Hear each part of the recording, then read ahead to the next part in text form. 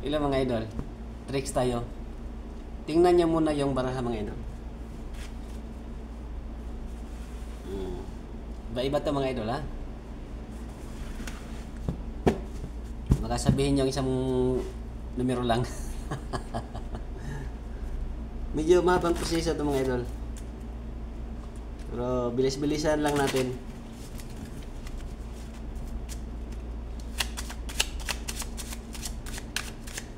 Okay. Kung saan tayo hinto, doon tayo kukuha ng isa sa ilalim. Okay. Dito tayo kukuha sa ilalim isa. Tingnan nyo, kayo lang makakita.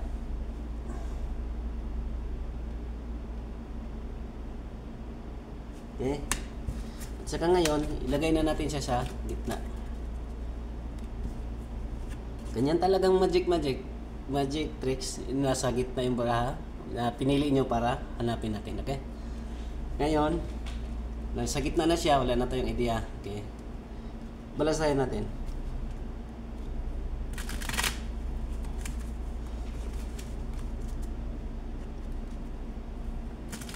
Okay.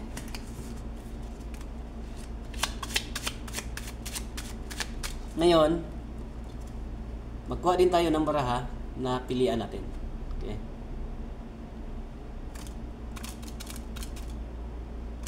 Okay, ito lang. Tama na to. Hatiin natin to sa dalawa.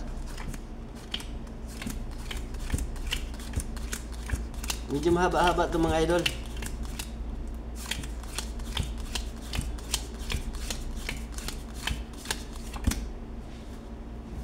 Tapos, pili tayo saan ang itabi natin. Ito yung itabi natin. Okay, ngayon, hatiin na naman natin siya sa dalawa. Okay, dito na naman ang itabi natin. Okay.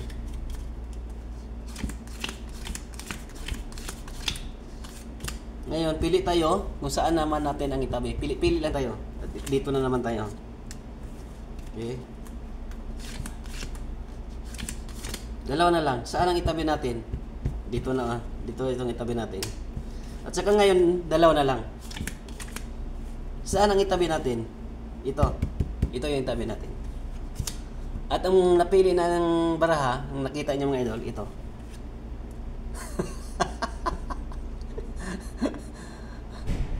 Ito lang tricks natin mga idol. Pili-pili lang kung saan yung itabi. Paswertihan lang kung tumama yung magic tricks natin. Sa sunod ulit.